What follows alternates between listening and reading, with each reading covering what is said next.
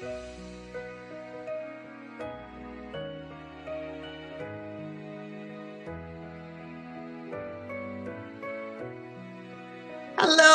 everyone. How's everybody doing? Yes, it's 1:59. We're almost getting started, 2 p.m. today with our first show, with our first spotlight show on our Destination CEO participants who are experts in their industry, have tons of experience. The show really started about highlighting expertise of professionals in transition, going through different phases. And we went into a discussion. I mean, these are unprecedented times, and COVID's hit businesses as much as it's hit employees and other professionals. There's a huge layoff, huge turnaround, but businesses are trying to keep afloat. And there are many things that businesses are doing to keep afloat, be it getting government support, be it letting go of infrastructure and keeping everybody employed. And I recently heard about senior management taking a pay cut so that their employees didn't have to suffer any pay cuts, giving employees this time to take their time off so that when it does get busy, they can come back. So many things. So as we were debating, we were talking about different things happening within organizations. Our experts, which are finance expert, Joel Martins and Vikas Bawa, who you guys are going to meet today, started talking about different tools and techniques and how operations can work with finance, and finance can provide service to operations. And I thought, well, what a fantastic subject. Let's bring them on live so that they can tell you all about it. So that's what Spotlight's all about. It's highlighting the skills, highlighting the expertise of professionals in transition who are part of Destination CEO. You've met with our mentors, you've met with our industry professionals, and today you're going to meet with leaders who are in search of those titles again. All right, so without further ado, welcome to the show. Hi, Vikas. Hello, Meena. Hello, Joel. Hi, Meena, and everyone online. Good afternoon. How are you guys today?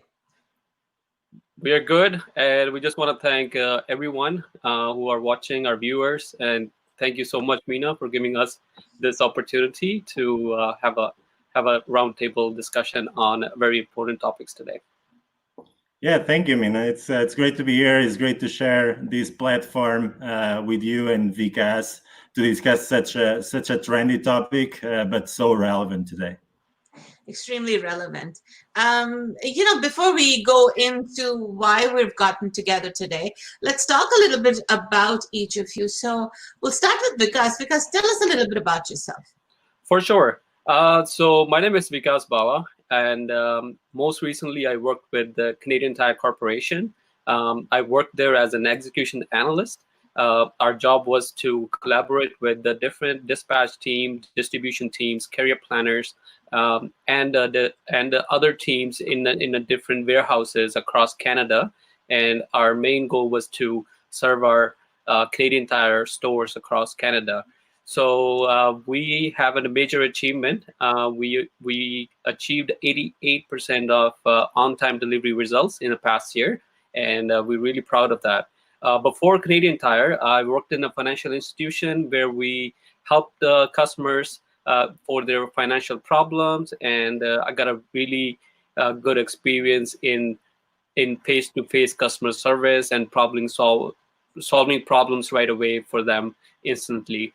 Little bit about my background. So I have done Masters in Industrial Engineering from Dalhousie University. Before that, I have done business management from Humber College, and most recently, I graduated from business analysis certification from University of Toronto. For my hobbies, I like to do tracking, as I feel that this activity helps me to face any kind of problems in life, and with the determination and with more confidence, I think we can solve any problems in our life. So that activity really helps me out. That's a fabulous introduction, because so not only a little bit about your professional self, but a little bit about your personal self and how you are aware of the different things that you need to do on a daily basis in order to address challenges. So fantastic. Let's go to our finance expert, Joel Martins. Why don't you tell us a little bit about yourself, Joel?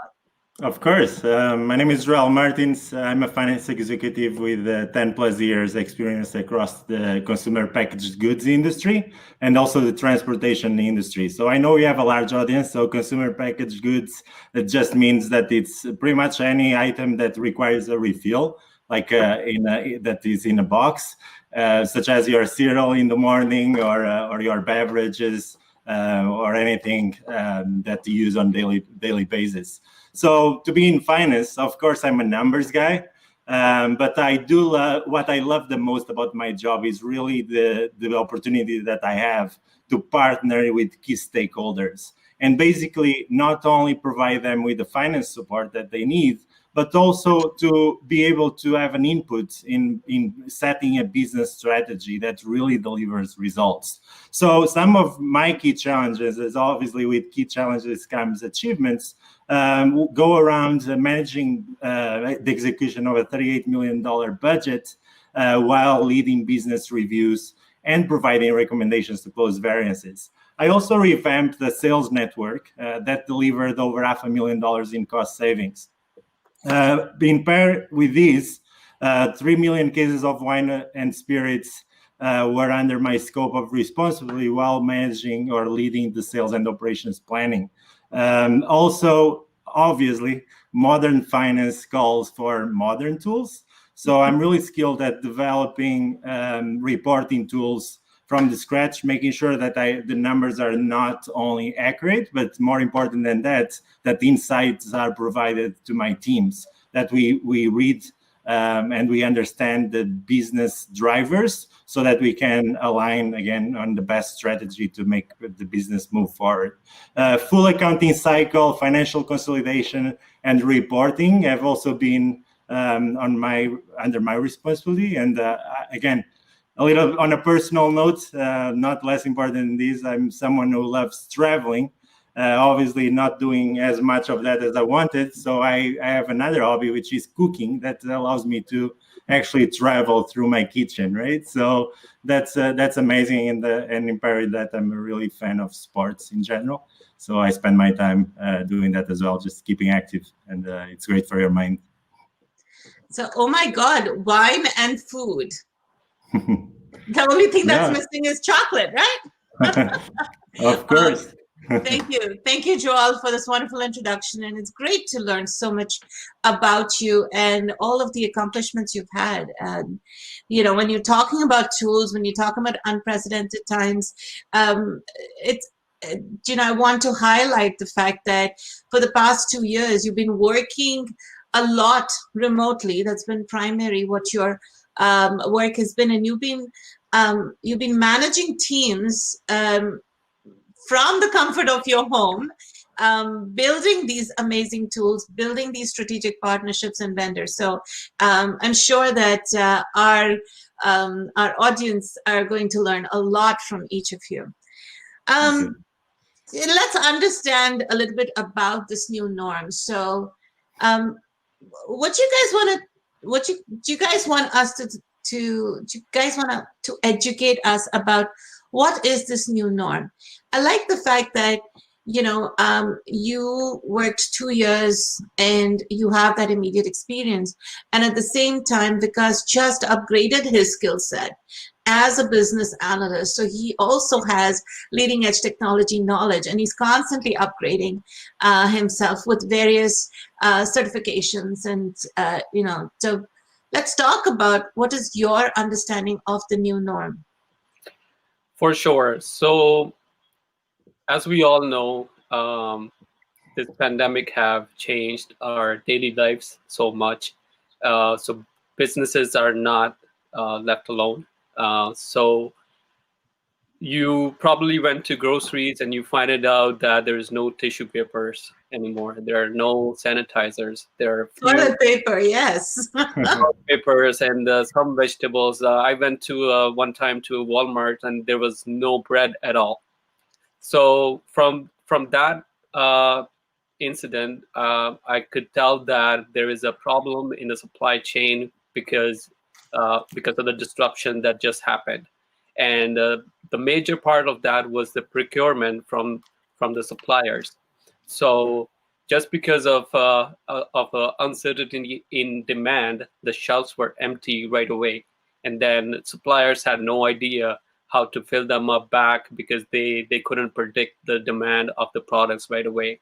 Uh, so what happened in that time was the companies, the retail stores were trying their best to fill up their stores right away.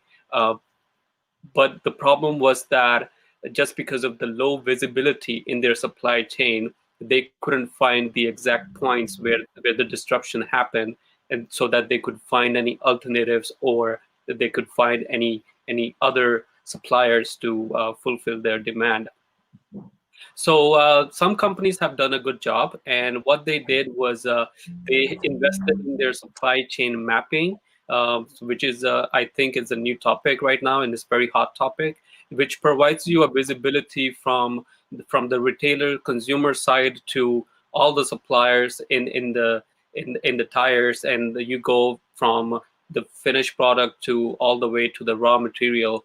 And this technique is helping different companies by looking at the disruption to a specific supplier, and then people who have invested in that technology already, they find they got less affected by the pandemic results. So I think that's one of the solution, or I think we will see a peak for this topic in future, that how it will help everyone to have a more good relationships with suppliers, and to stop the disruption in the supply chain. Excellent. And Joel, what do you think is some of the major challenges that the business are facing? So what is the new norm in terms of finance? Yeah, it's listen. There is no other way of putting it. It's a tough and challenging environment for many businesses.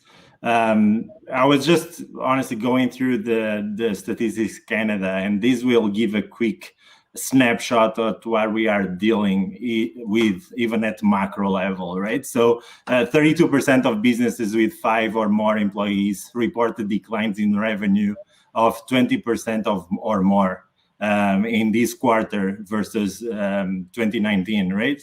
So this figure almost doubles when we talk in small businesses, meaning with less than 20 employees.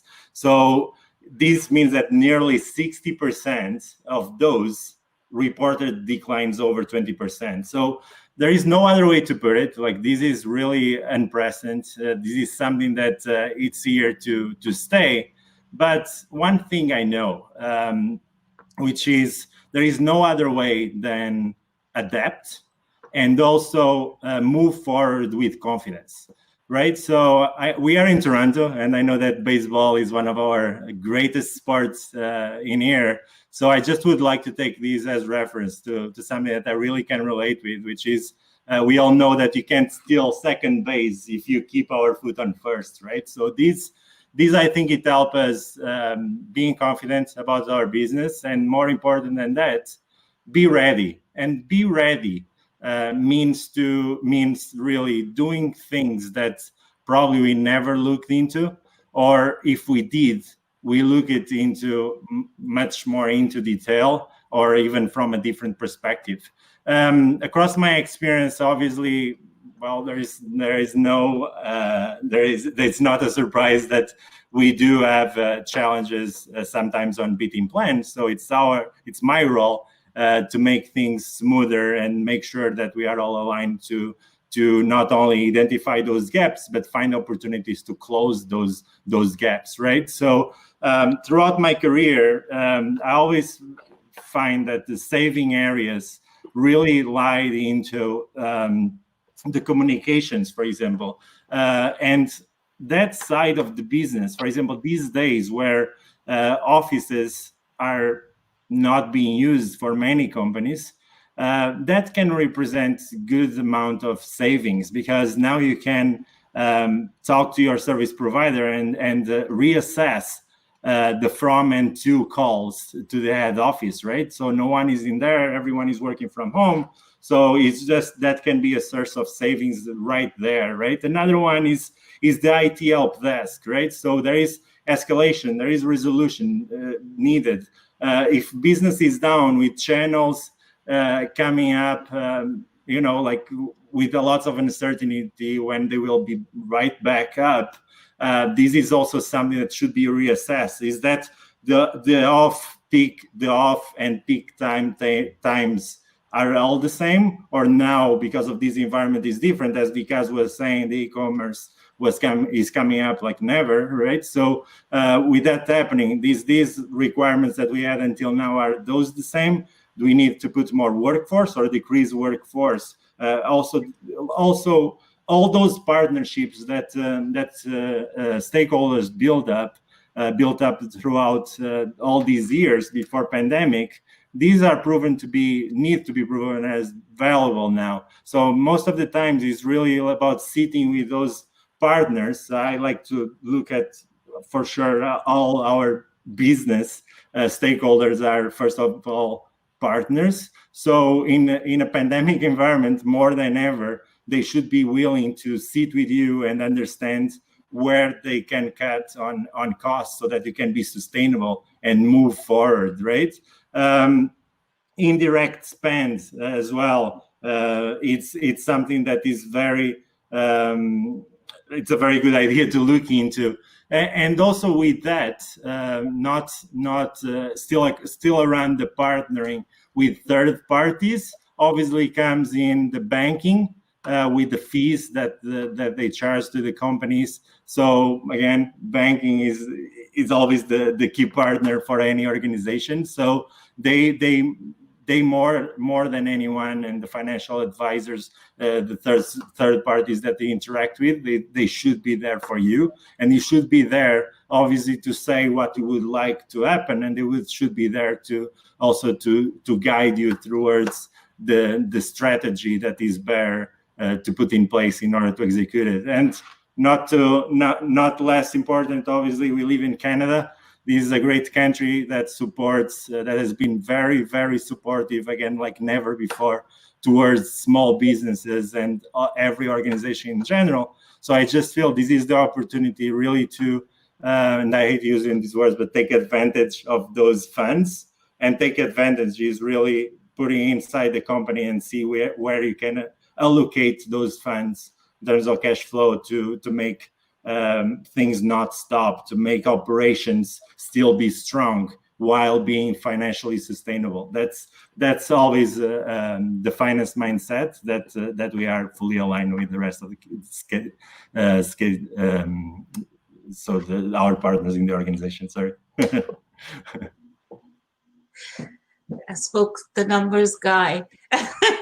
It's all about strategizing and re-strategizing. It doesn't have to be about layoffs and getting rid of people, but it could be about re-strategizing the funds that are already there in order to improve, in order to be efficient, in order to grow. What are your thoughts about that, Vikas? I know you talked about e-commerce a little bit, but when you're looking at finance giving you some of this data, what would be some of the strategies that you as operations could use? So in my opinion, after the pandemic, we will see a lot of technology softwares used in supply chain.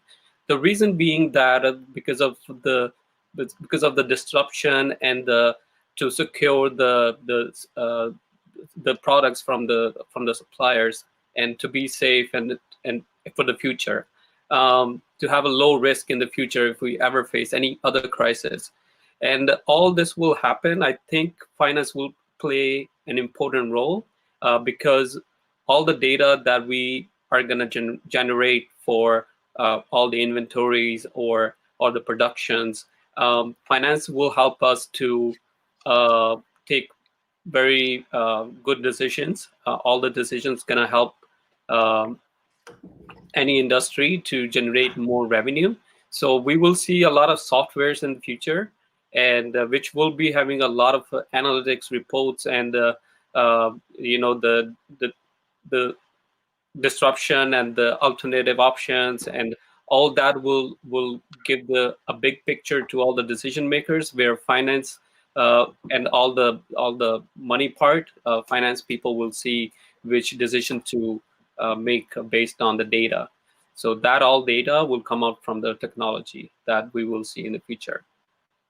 Yeah, absolutely, because that's a key point there. So finance needs to provide you with not only the data, but even more valuable than that, the insights from the data, right? And this is like, I'm a big believer in dynamic planning, and basically this really sits under three main aspects, which is open communication with leaders and employees, and that goes all aboard, right? So all across all levels at the organization. Also a plan that goes beyond the walls of the organization, right? So that goes out to strategic partners, like in operations, like you are. I always found it that it's mandatory to have a plan that is executed not in-house only, but also goes beyond the walls of the organization, basically do the connection with our suppliers. How can we work together? The question we all want to answer it as a unit, as one unit, is always the same. How can we work together to make processes more effective, to make deliveries be on time, but make sure that be on time does not mean hurting our financials and now incurring more delivery costs. So all that knowledge from operations, feedback from operations, will allow me in finance and all the finance executives there at all levels, will allow me not only to understand your challenges in operations, but also to make sure that our demand signal and that our financials are and the planning in general is dynamic, and it changes across the way, and basically that those insights are a two-way stream, right? So the ones from finance to operations and the ones from operations to finance, where everything gets connected and we move forward together in the best way. Yeah, I can tell that the decision is going to be very rapid in future circumstances. Thank you so much. Oh, absolutely. These days, being fast is what everyone is expecting from you. And as you were saying, and so well, that's where the diversification in channel, in supply chain, is so important. And that's where, as you were saying as well, like when you have the companies that already had invested in e-commerce, for example, they are much more ready now, right? So there's something, yes, it's a pandemic environment and it's extraordinary, but this is the time that is going to pay out, right? That strategy that we set in there.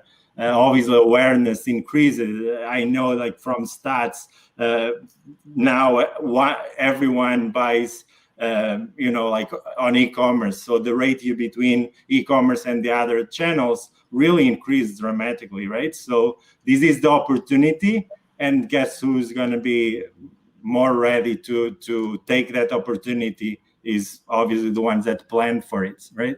So that's how important it is. It's interesting to understand what's going on, but who's the person that is going to share the information? Does it start from a CEO level, or at the finance or operations? Who connects the dots here? Yeah, very good question, Mina. Really, like, honestly, in terms of connecting the dots, I think everyone has a responsibility in doing that. So if you ask me from a finance perspective, I would never be able to connect the dots if I did not love to partner with people and basically make sure that really finance is not seen as like police, but is as seen as a business partner really effectively. And that, again, not only provides the finance support, but it's there also to allow you to ask questions and even provide feedback that it's so needed. And that sometimes that's where the bridge between finance and operations gets a little bit broken, is because communication does not flow. So in times like these, again, talking about the pandemic environment where we are, that bridge needs to be solid. That bridge needs to be solid, and the way to do it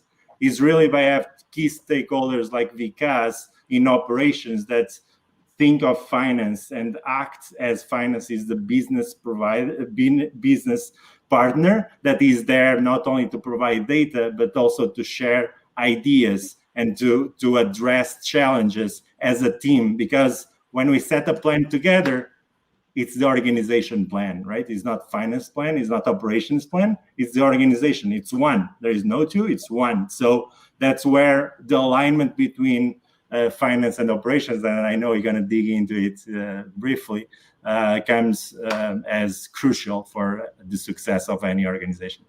For sure. And I just want to add in for Joel that he's absolutely correct in that part, that not only just the stakeholders would have to make smart decisions, but depending on how big is the organization, there are small businesses and there are big retail giants.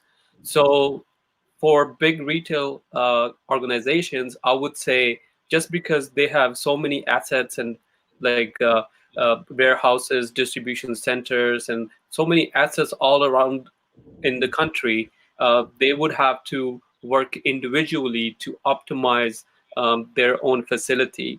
So, for example, in a distribution center, everyone's going to be responsible for optimized inventory, having a minimum safety stocks, and people's going to try to save cost as much as possible because of the results of pandemic, and that will involve operations, accounting, distribution, and like all different kind of departments to make that happen. And once every department is going to be doing their own job in every region, especially for retail giants, I think in collaboratively that will help the stakeholders to make smart decisions. And that includes to kind of work with the new technology that will definitely be up by now, and people will use more resources like to predict the forecast for the demand for the next crisis of how it goes.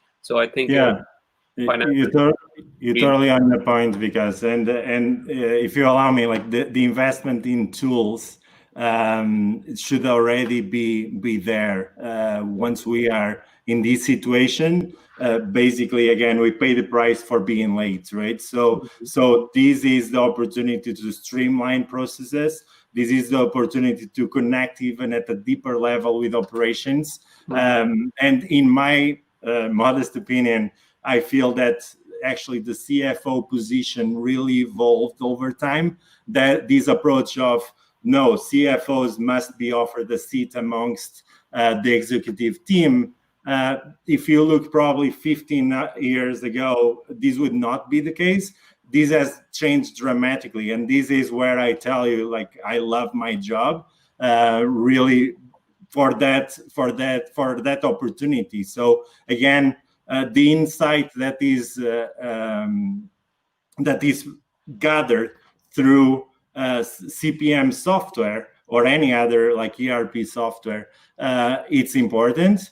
But also how you deliver that insight towards operations and all the teams that the cross-functional teams that you partner with.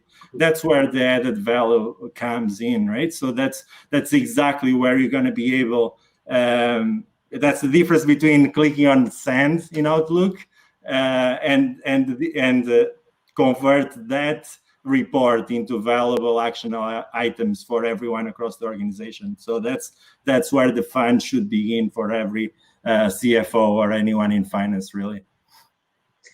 I'm glad you brought that up at the CFO level and how much you love your job.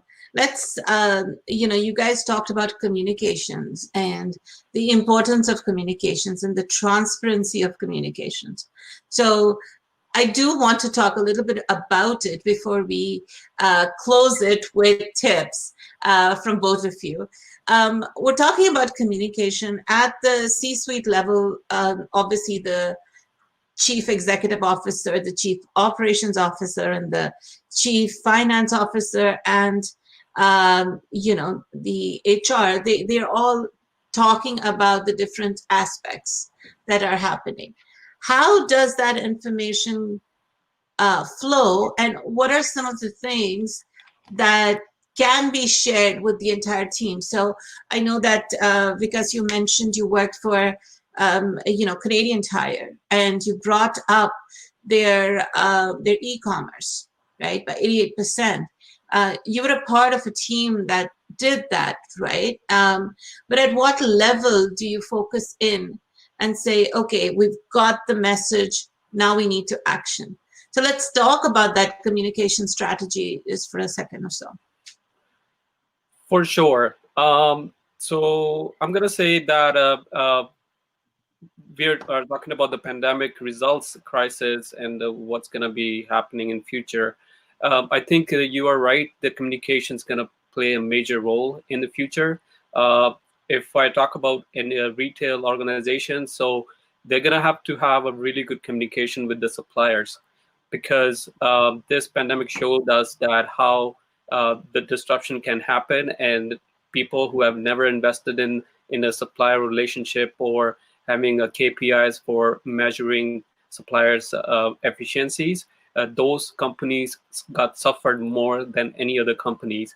So in future, the communication is going to be a key element to make sure that if any disruption is happening, you will have multiple other options or alternatives that you can just go around and try to find new suppliers, but proactively. Like, you don't have to do it at the point of, but you proactively have done your homework to get ready for the future crisis. Yeah, and because if you allow me to add, like you covered very well, like how to behave and basically how to make things effective out with the outside walls, so with our partners and third party suppliers. I would like to bring it in-house a little bit as well. Like, for me as a leader and throughout my career, I've had the pleasure to lead and keep motivated several teams. So it's very important to me while being in finance that the other key stakeholders are aware, first of all and foremost, what finance does. But it's also very important that they can be aware, or that they are made aware, how valuable their input is to finance. And that really helps, for example, with buying new initiatives, right? It's much easier when that person feels valued, and when we listen to, even from a different perspective, different education. For example, I have a master's degree in economics. Mina is right. I'm all about numbers. That's how I'm very analytical, and really, like converting all these numbers to my insights that's going to be towards those numbers, right? But when we talk to marketing folks and marketing teams with all the creative mindsets, really, like, we're still talking about the same topic, but just having that perspective there and that added value really allows us to evolve. And I can tell you how many times we even revised our strategy. We included different key performance indicators than we were initially thinking to add to our financials. So like, all that, again, it's about sharing, right? So all that information and know-how and experience really helps to drive value, and that's the only way. Yes, we want to share the information, but at the same time show everybody that we care, so that they don't feel that, certain things are happening and it's not going to be good. As I was giving an example before we went live, I was talking to a senior manager for a large automotive dealership, and they said that the management took a 40% cut so that the employees under did not have to suffer any losses in their wages. And I thought that was a fantastic example. I remember during the last recession, there was a tech company, and they managed, without letting go anybody, by moving locations and going into an area which was cheaper to live in, making their schedules flexible. And those guys are one of the top fastest growing or tech organizations right now, because they made those changes, they didn't let go their team, and they succeeded. So everybody feels valuable, every person feels a part of that company, and we all strive to success. So I think that was a great conversation. Let's close it in. What are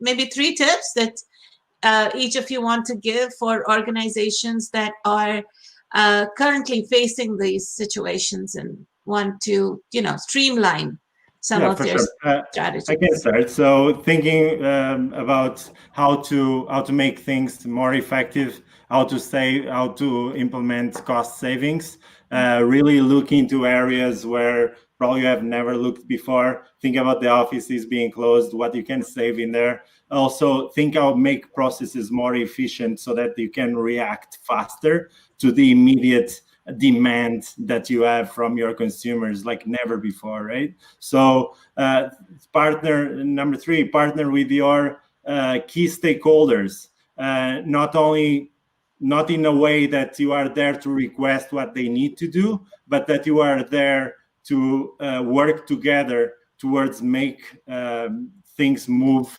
forward as partners. So that's my key delivery on the teams. If you allow me, I also would like to bring some input to that side of the business. Again, the key takeaway is invest in training. For example, this is a great opportunity when you have, since you have channels that are probably not operating, such as the on-premise, with all these amazing hotels and restaurants being shut down. This is the opportunity for you to train your employees, have them doing, for example, LinkedIn Learning, have them doing courses that as a result of their agenda, they would probably postpone. This is the opportunity to invest that. And by doing that and keeping them under your payroll, you're not only showing that you care, but you're also making them grow with their knowledge that you're going to be able to use and apply in the market once all this gets back to a new normal. And the government is supporting you in financial incentives to do that as well. Am I right, like Joel? Never before. You are absolutely. That as it's as everyone knows, is like government. At least again, we are in Canada, so we are biased to talk that because we have this amazing country that really supports the organizations. But that's effective, something to work on and make sure that you use to the extent where not only you can keep your employees, but also you can make your business keep sustainable, right? For both financially and operationally. For sure. And I will just give you my 3 top things that I think are very important in future. I'm not a really big you can say an expert, but I do see some opportunities for some supply chain companies.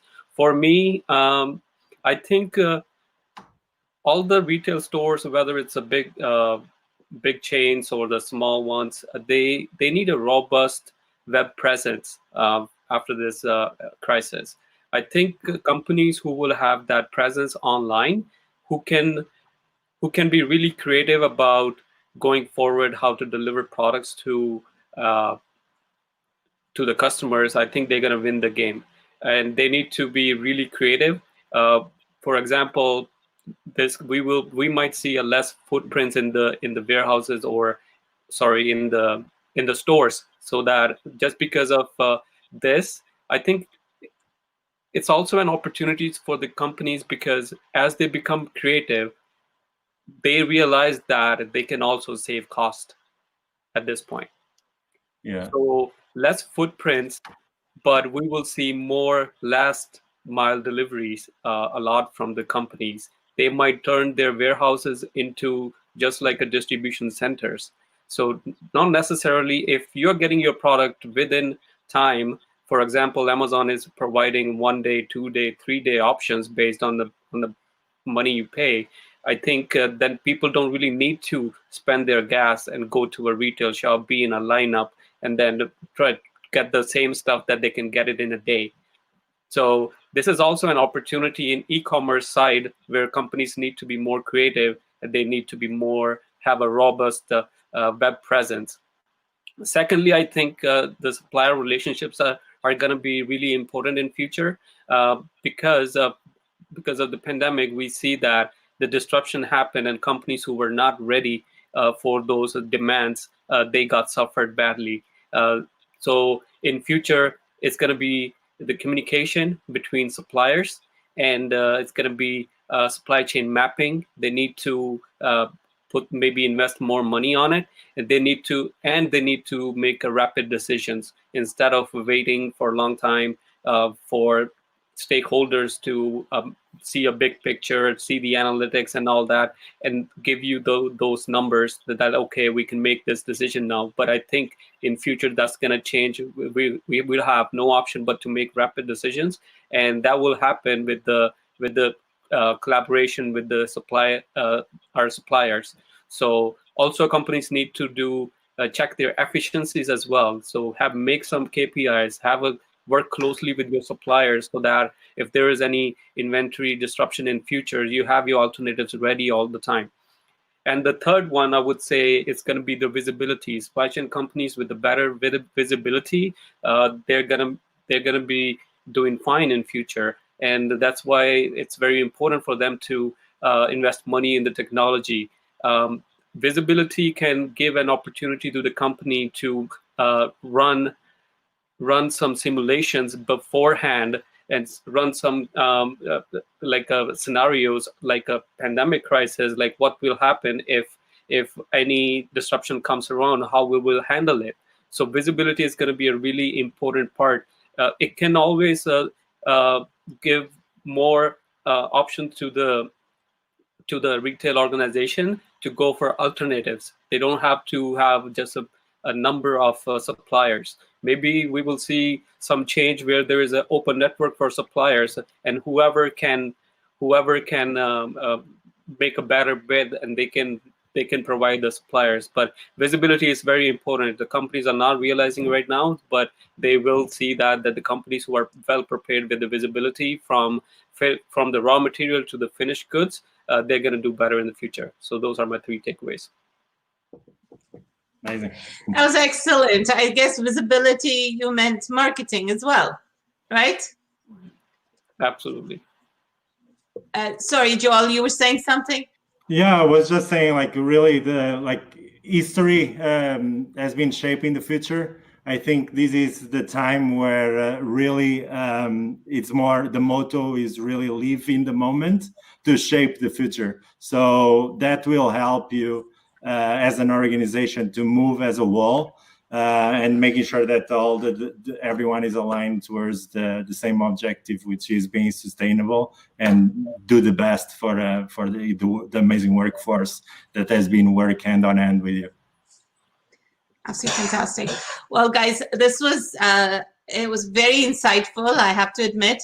I think we gave so much that no questions have come in. So, ladies and gentlemen, if you have questions, please ask. And if we miss it, please make sure you put it in the comments. One of us, these guys, are definitely going to respond. So before I close it, both of you are experts in the industry. Both of you are highly experienced, both internationally and in Canada, tons of experience. Both of you, as I said, are in transition. Because what would be that ideal role that you'll be targeting right now as you go back into the industry? I love to work in a fast-paced environment. I kind of miss that. So in my last role, I could relate that that was the norm every single day. I love to solve problems for people. In my last role, we had to provide solutions to our drivers who are actually our bread and butter for any retail shops, and it was I found it very important to help them out for any operational issues. So for my future role, I'm looking to stick to the same and go for operation analyst or inventory analyst or business analyst in supply chain. Those roles, I like to solve problem and provide the instant solutions. So that's my target for future. It's fantastic. And what about you, Joel? Yeah, so on my end, I really would love to keep being, as I normally put it, as the bridge between finance and operations, being that professional that is seen or regarded as a business partner that really can influence and lead change, that has an analytical mindset towards making things more effective, and that can be from the reporting standpoint, but also on the communication standpoint, and making sure that all that alignment that we talked about today really happens, and it's there on times to keep organizations financially and operationally strong. I just want to add one more thing, Meena. So I just want to say to all the job seekers in Canada right now, I know that the time is tough. But we don't need to take it very seriously. This is a temporary event. It's gonna go soon, but this is an opportunity for us to educate ourselves.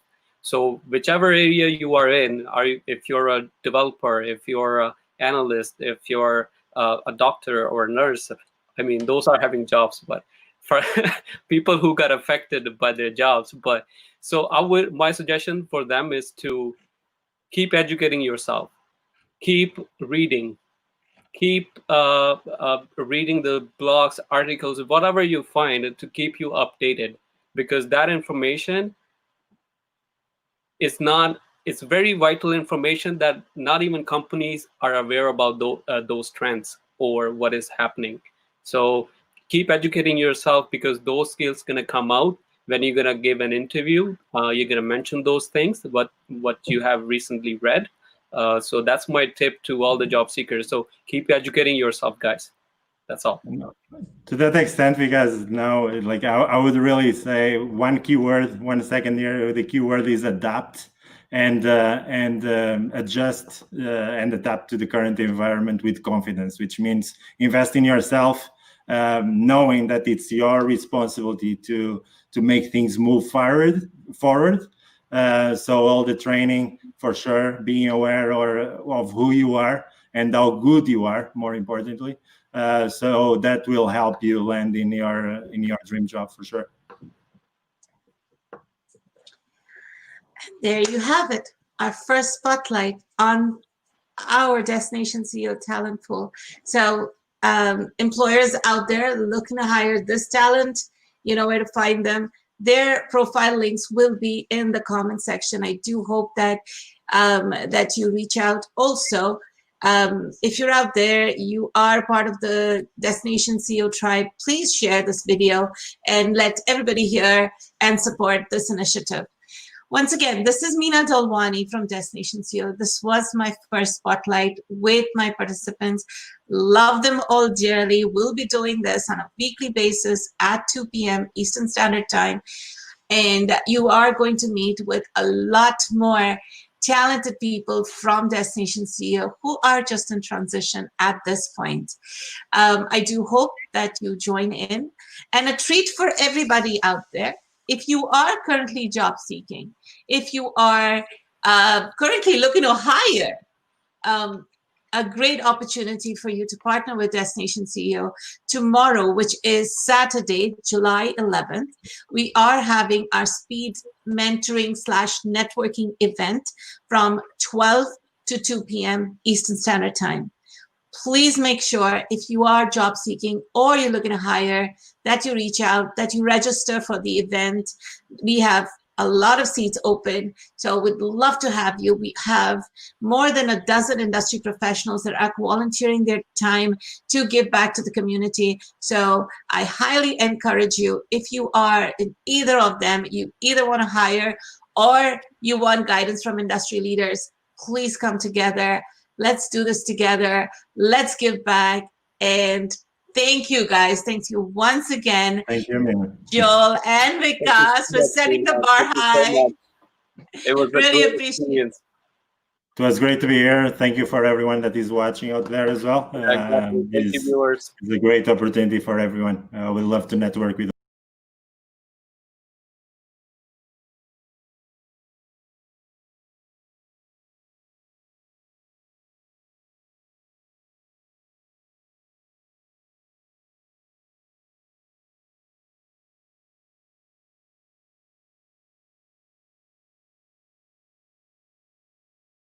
all of you. For sure. Thanks a lot. Thanks. Have a great weekend.